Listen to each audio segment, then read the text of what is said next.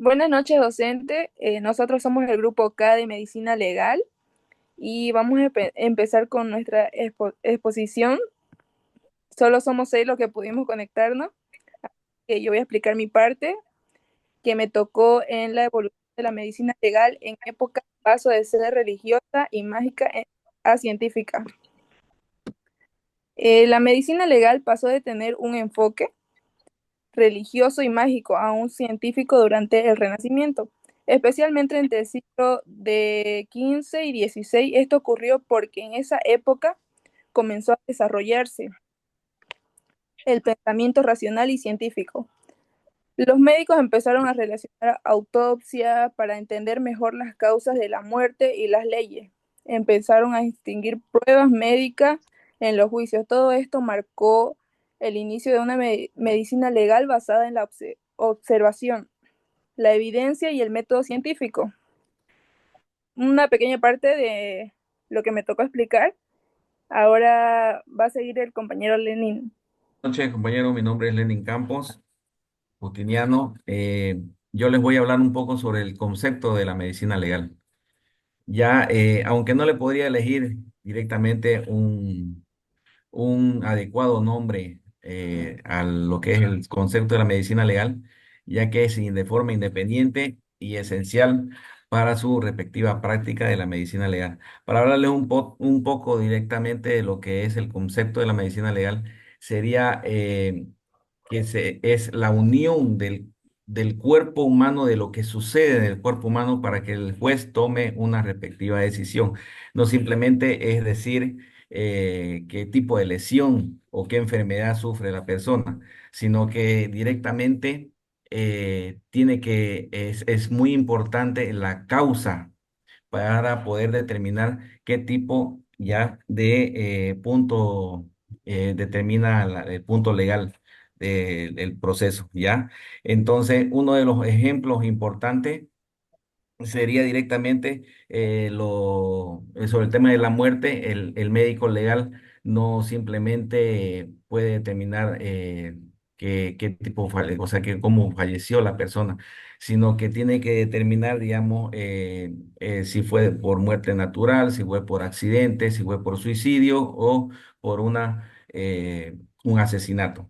Entonces, esos puntos son indistintamente, pueden determinar, digamos, el proceso que vaya a determinar la parte legal.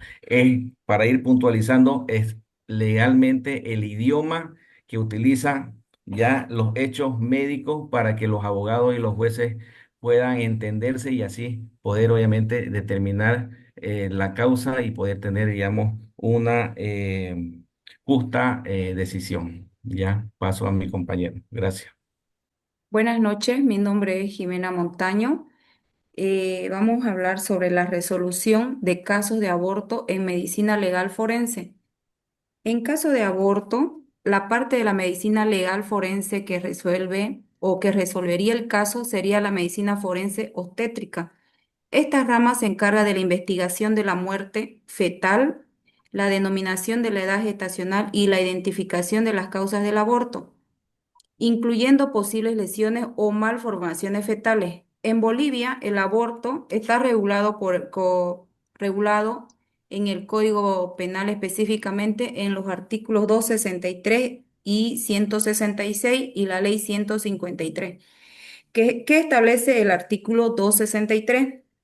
Dice que el que causare la muerte de un feto en el seno materno o provocare su expulsión prematura será sancionado con privación de libertad de 2 a 6 años si el aborto fuera practicado sin el consentimiento de la mujer o si fuera menor de edad.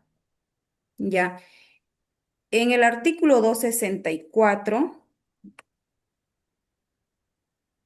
En el artículo 266, el aborto impune. En este artículo nos dice que el aborto hubiese sido consecuencia de un delito de violación, rapto no seguido de matrimonio, estupro o incesto. No se aplicará sanción alguna. Tampoco será punible si el aborto hubiera sido practicado con el fin de evitar un peligro para la vida o la salud de la madre. Si este peligro no podía ser evitado por otros medios, ambos casos el aborto deberá ser practicado por un médico con el consentimiento de la mujer. Buenas noches, compañeros. Mi nombre es Cristian Melgar y les voy a exponer un poco sobre la evolución de la actividad médica en el derecho. La actividad médica ha tenido una evolución significativa en el área del derecho, ¿no? A lo largo de la historia. Aquí les presento algunos de los hitos más importantes. En el derecho romano, la responsabilidad médica se centraba en la culpa o negligencia del médico, por lo cual se establecieron normas para regular la práctica médica y proteger a los pacientes, ¿no? En la Edad Media, durante la Edad Media, la medicina se consideraba como un arte, no como una ciencia. Entonces, la responsabilidad médica se basaba en la fe y la confianza en los médicos. Luego, en el siglo XIX, el avance de la medicina y la ciencia, la responsabilidad médica comenzó a ser evaluada de manera objetiva. Se establecieron normas y estándares para la práctica médica. Ya pasando al siglo XX, la relación entre el médico y paciente se convirtió en un tema central en el derecho.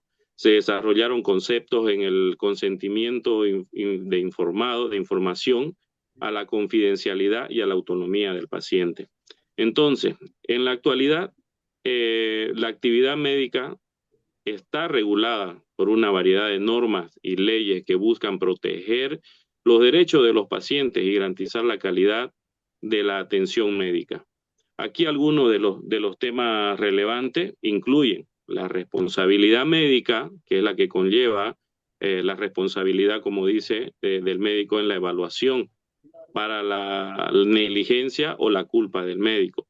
El consentimiento médico, que los pacientes tienen el derecho a ser evaluados y tener una función de poder tener el tratamiento médico consecuente, ¿no? La confidencialidad también es importante, que los médicos tienen la obligación de mantener la confidencialidad en la información médica de sus pacientes. Y los derechos del paciente, que los pacientes tienen el derecho específico como derecho a la atención médica de calidad. Entonces, el derecho a la información y el derecho a la autonomía. Entonces, la actividad médica ha evolucionado significativamente en el área del derecho, desde la culpa y la negligencia, que habló del derecho romano, hasta la protección de los derechos de los pacientes y la garantía de la calidad en la atención médica. Eso es lo que se lleva actualmente, ¿no? Eso es todo lo que yo le puedo comentar acerca de mi caso. Mi nombre es Lucy Chamo. Mi tema de mí específico son feminicidios ocurridos en Santa Cruz. Bueno, una joven de 23 años fue asesinada por su novio en Santa Cruz en fecha 18 de mayo del 2025. Este joven mató a su novia con apuñaladas y también mató a su madre.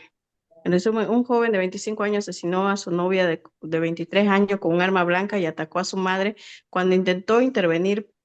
Posteriormente, el agresor se quitó la vida. El hecho ocurrió en una vivienda de Caletas Olivas, generando una gran conmoción en la comunidad. La madre sobrevivió y fue hospitalizada, mientras que el investigado quedó a cargo del juzgado de la instrucción penal número 2 de Santa Cruz. El criminalista para el levantamiento de los cuerpos, el análisis de la escena y reconstrucción de los hechos. La medicina forense realizó la autopsia para determinar las causas de la muerte y lesiones. La psicología forense evaluó el perfil psicológico del agresor y la víctima, así como el contexto de la violencia de género. Toxicología posible para descartar consumos de sustancias que pudieran influir en el comportamiento del agresor. Ese es un caso de feminicidio. Buenas noches, mi nombre es Herbert Cerezo. El punto que me tocó es el incumplimiento de uno o más postulados del juramento hipocrático.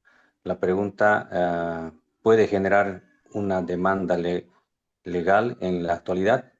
Indique cuál o cuáles. Bueno, para desarrollar esto, el incumplimiento de ciertos principios del juramento hipocrático puede derivar en demandas legales en la actualidad. Podemos mencionar como En este caso sería no causar daño al paciente. Otro, respetar la confidencialidad. 3, no administrar sustancias legales.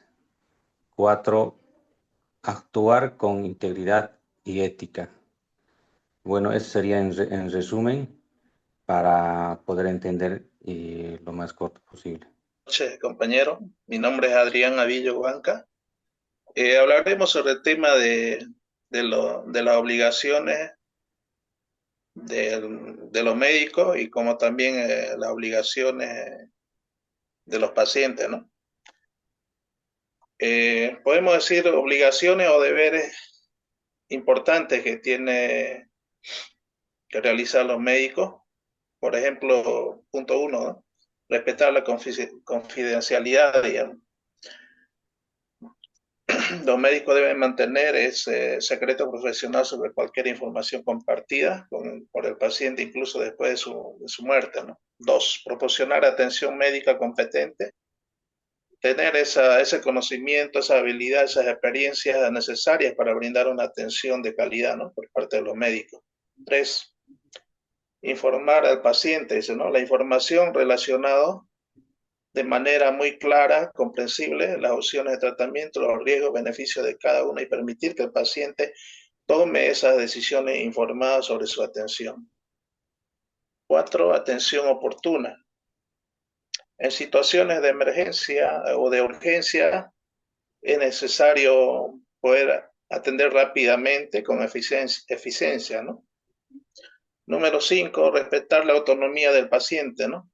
Los médicos deben respetar las decisiones del paciente sobre su atención, incluso si difieren de su opinión profesional, dice, ¿no?